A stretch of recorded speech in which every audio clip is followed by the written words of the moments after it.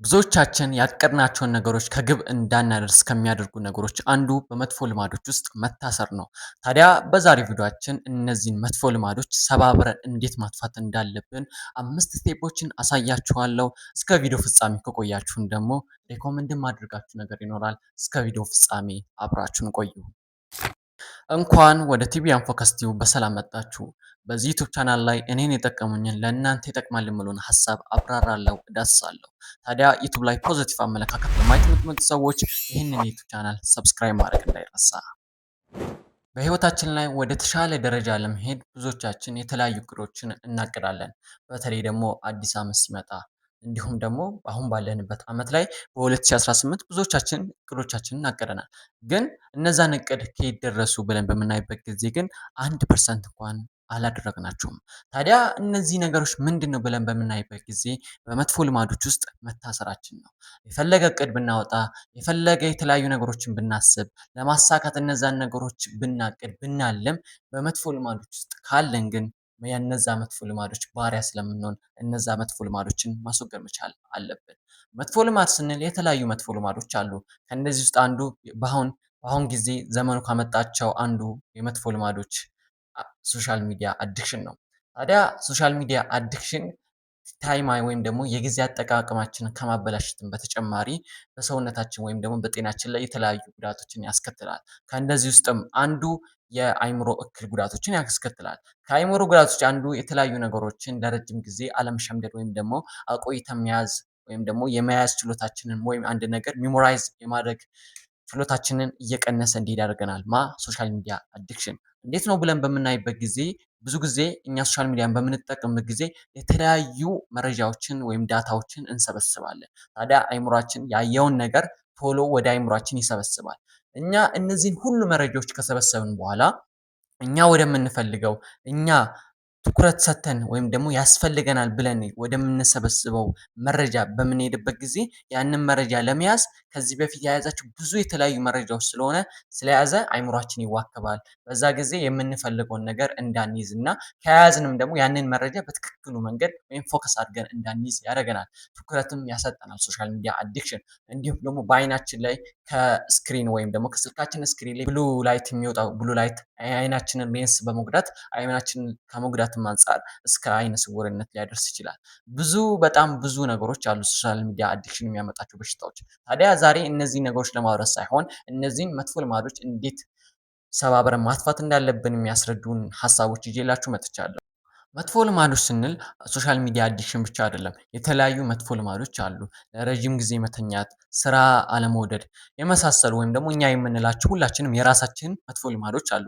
እነዚህ ነገሮች ዛሬ በ5 ስቴፖች እንዴት ማስወገድ እንዳለብን እናብራራለን፣ እንዳስሳለን። እነዚህን ሀሳቦች ከተለያዩ መጽሐፎች ያገኟቸው እንዲሁም ደግሞ ራሴ ሞክሯቸው የጠቀሙኝ ነገሮች ስለሆኑ እስከ ቪዲዮ ፍጻሜ አብራችሁን ቆዩ። ወደ መጀመሪያው ሀሳብ እንግባ። ወደ መጀመሪያው ሀሳብ ስንገባ መጥፎ ልማዳችሁን ለማስወገድ መጀመሪያ ማድረግ ያለባችሁ መጥፎ ልማዳችሁን ዘርዝራችሁ ማውጣት መቻል አለባችሁ። ምክንያቱም የሰው ልጅ ትኩረት ሰጥቶ ማድረግ ግዴታ ያስፈልገዋል እና እናንተም ደግሞ ልታጠፉት ወይም ደግሞ ልታስወግዱት የምትፈልጉትን መጥፎ ልማዶች ዘርዝራችሁ ማውጣት መቻል አለባችሁ። ምክንያቱም መጥፎ ልማዶቻችንን ካላወቅን የትኛውን መጥፎ ልማድ ወይም ደግሞ መጥፎ ልማዳችንን እንዴት ማስወገድ መቻል እንዳለብን ልናውቅ አንችልም። ታዲያ የኔ የምንለውን መጥፎ ልማዶቻችንን ዘርዝረን ማውጣት ያስፈልጋል። ይህንን ስላችሁ ሁላችሁም ወረቀት አውጥታችሁ ወይም ደግሞ ደብተር ላይ ቁጭ ብላችሁ የኔ የምትሉትን መጥፎ ልማዶች ዘርዝራችሁ ማውጣት መቻል አለባችሁ። ሶሻል ሚዲያ አዲክሽን ሊሆን ይችላል፣ ለረጅም ጊዜ መተኛት ወይም ደግሞ ከእንቅልፋችሁ አርፍዶ መነሳት የመሳሰሉትን መጥፎ ልማዶች ዘርዝራችሁ ማውጣት መቻል አለባችሁ። ይህንን ስታደርጉ ምክንያቱም የትኛውን መጥፎ ልማዶቻችሁን የትኛውን የህይወት ክፍላችሁ እየጎዳ ያለው መጥፎ ልማድ ሰብራችሁ ማውጣት እንዳለባችሁ ስለምትረዱ ለአንድ ጊዜ ቁጭ ብላችሁ መጥፎ ልማዳችሁን ዘርዝራችሁ አውጡ። የመጀመሪያው ሀሳብ የኔ የምትሉትን መጥፎ ልማድ ዘርዝራችሁ አስቀምጡ። ወደ ሁለተኛው ሀሳብ እንግባ። ሁለተኛው ሀሳብ የሚሆነው እነዛን መጥፎ ልማዶች እንድታደርጉ የሚሰጣችሁን ወይም እንድታደርጉ የሚገፋፋችሁ ምልክቶች ዘርዝራችሁ አውጡ። ብዙዎቻችን መጥፎ ልማዶቻችን የምናደርገው ዝም ብለን አይደለም የምናደርጋቸው፣ የሆነ ምልክት አለ። ብዙዎቻችን ሶሻል ሚዲያ የምንመለከተው አብዛኛው ወጣት ወደ ማታ ወይም ደግሞ ወደ መተኛ ሰዓት ላይ ሶሻል ሚዲያ ይመለከታል። ያን ሶሻል ሚዲያ እንዲመለከት የሚያደርገው ነገር የሆነ ምልክት አለ። ወይም አልጋ ላይ መተኛቱ ራሱ ምልክት ሊሆን ይችላል። ብዙዎቻችን ልክ ስንተኛ የምናስታውሰው ሶሻል ሚዲያ መጎርጎር፣ ሶሻል ሚዲያ ስክሮል ማድረግ፣ ኖቲፊኬሽኖችን ማየት፣ የተለያዩ ቴክስቶችን፣ ሜሴጆችን መጻጻፍ የመሳሰሉትን ይመጣልን። ያ የሚመጣልን ምንድነው? ወደ አልጋችን ስንመጣ ነው። ብዙዎቻችን ምልክት አለን። ለምሳሌ አሁን አንድ ሱሳም ወይም ደግሞ ሱስ ውስጥ ያለ ሰው ወይም የሲጋራ ሱስ የተጠቃ ሰው ሲጋራ እንዲያጨስ የሚያደርጉት ምልክቶች አሉ። ለምሳሌ አሁን የሲጋራ ሽታ ካየ የእሱም የማጨስ ፍላጎቱ ይነሳል። ብዙዎቻችን የተለያዩ ምልክቶች አሉ። ታዲያ እነዛን ምልክቶች ዘርዝራችሁ አውጡ። ቅድም በአንደኛው ሀሳብ ምን ብያችሁ ነበረ? የኔ የምትሉትን መጥፎ ልማዶች ዘርዝራችሁ አውጡት ብያችኋለሁ። ከዛ ጎን ምንድን ነው ምልክቱ ብላችሁ ሀሳባችሁን አውጡ። አሁን የሶሻል ሚዲያ አዲክሽን ካለባችሁ ሶሻል ሚዲያ አዲክሽን ምንድን ነው? ያን ሶሻል ሚዲያ ለረጅም ሰዓት እንድትጠቀሙ የሚያደርጋችሁ ነገር ምንድን ነው? እሱን ለረጅም ሰዓት የምተኙት ለምንድን ነው? ጠዋት የማትነሱ ለምንድን ነው? አሁን ለምሳሌ ጠዋት ብዙዎቻችን ማንነሳው ማታ ላይ ሶሻል ሚዲያ ላይ አብዝተን በመጠቀማችን ነው። ታዲያ ምልክቱ ምንድን ነው? ጠዋት በጊዜ እንዳንነሳ ከሚያደርገን ነገር አንዱ ሶሻል ሚዲያ ለረጅም ሰዓት መጠቀማችን ሊሆን ይችላል። መቼ? ማታ። ስለዚህ ማታ ስንተኛ ሶሻል ሚዲያ መጠቀማችን ጠዋት አርፋጅ ወይም ደግሞ የማርፈር ሱስ ውስጥ ወይም ልማድ ውስጥ እንድንገባ ያደርገናል። እንደዚህ አድርጋችሁ ሁላችሁም ከጎን መጥፎ ልማዳችሁን ታስቀምጣላችሁ። ከዛም በኋላ ከመጥፎ ልማዳችሁ ጎን ያን መጥፎ ልማድ እንድታደርጉ የሚያደርጋችሁን ምልክት ዘርዝራችሁ ታወጣላችሁ ማለት ነው። ወደ ሶስተኛው ሀሳብ እንግባ። ሶስተኛው ሀሳብ ደግሞ መጥፎ ልማዳችሁን ከባድ ወይም ደግሞ የማይታይ አድርጉት ነው የሚለው። ብዙዎቻችን ሶሻል ሚዲያን ወይም ደግሞ የተለያዩ መጥፎ ልማዶችን የምንጠቀመው ቀላል አድርገን ስላዘጋጀን ነው።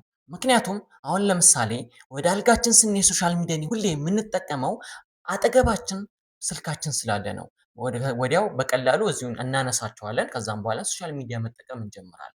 ታዲያ ይህ የምትሉትን መጥፎ ልማዶች ከባድ አድርጓቸው፣ እነዛን ለማድረግ አዳጋች አድርጓቸው። አሁን ለምሳሌ ጥሩ ልማድ ብዙዎቻችን የማናደርገው ከዛ ውስጥ አንዱ መጽሐፍ ማንበብ ነው። መጽሐፍ ማንበብ ሁላችንም ከባድ የሚሆንብን ለምንድን ነው? እነዛን ነገሮች ለማድረግ ትልቅ ተራራ አድርገን ስለምናያቸው፣ ብዙ ነገሮች ገደብ ስላደረግንባቸው፣ ምክንያቱም የተለያዩ በመጥፎ ልማዶች ዶፓሚን ስለመነጨ ሰውነታችን ወይም ደግሞ አይምሯችን ያንን ጥሩ ልማድ ለማድረግ ከባድ ይመስለናል። ስለዚህ እናንተም የኔ የምትሉትን መጥፎ ልማድ ከባድ ማድረግ መቻል አለባችሁ።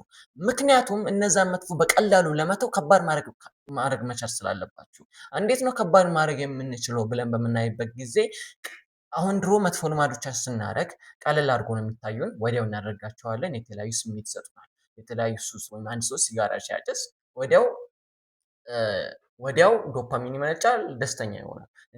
ምክንያቱም ያን ያደረገበት ምክንያት ቀለል ስላለ የነዛ መጥፎ ልማዶች ለሱ ቀላል ናቸው፣ በአቅራቢያው ስላሉ ነው። ስለዚህ እናንተም እነዚህ መጥፎ ልማድ የምትሏቸውን ከአጠገባችሁ ዞር ማድረግ መቻል አለባችሁ። ኢንቫይሮንመንታችሁን በመጥፎ ልማዶቹ አትክበቧቸው። ወደ አዲስ ልማድ ለመምጣት እነዛን መጥፎ ልማዶች ከባድ አድርጓቸው፣ ከሰውነታችሁ ወይም ከአካባቢዎች ዞር አድርጉ።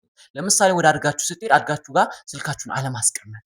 ምክንያቱም ወደ አልጋችሁ ስትሄዱ አጠገባችሁ ምን አለ? ስልክ አለ። እነዛን ስልክ ደግሞ አንስታችሁ ቀጥታ ሶሻል ሚዲያ ውስጥ ትገባላችሁ። ምክንያቱም ቀላል ነው። ስለዚህ ከባድ የምታደርጉት ምንድን ነው? ከራሳችሁ ዞር ማድረግ፣ ስሜታችሁን ተቆጣጥራችሁ እነዛን ወደ መጥፎ ልማድ የሚያስገባችሁ ነገሮች እንዳለ ታስወግዶታላችሁ። ከዛን ኢንቫይሮንመንታችሁን ታጽዱታላችሁ። ታዲያ የሶስተኛው ሀሳብ መጥፎ ልማዶችን ከባድ ወይም ደግሞ የማይታይ ማድረግ ነው። አሁን ወደ አራተኛው ሀሳብ እንግባ። ወደ አራተኛው ሀሳብ ስንገባ እነዛን መጥፎ ልማዶች በጥሩ ልማድ መተካት። ብዙዎቻችን ብዙ ጊዜ መጥፎ ልማዶቻችንን ትተን ለረጅም ጊዜ ትተናቸው እናውቃለን። ግን የሆነ ጊዜ ላይ እነዛ የተውናቸው መጥፎ ልማዶች ውስጥ ገብተን እናገኛለን። ምክንያቱም እነዛ የሆነበት ምክንያት እነዚህ መጥፎ ልማዶች በጣም ስትሮንግ እና እኛን የሚፈታተኑ ነገሮች ናቸው።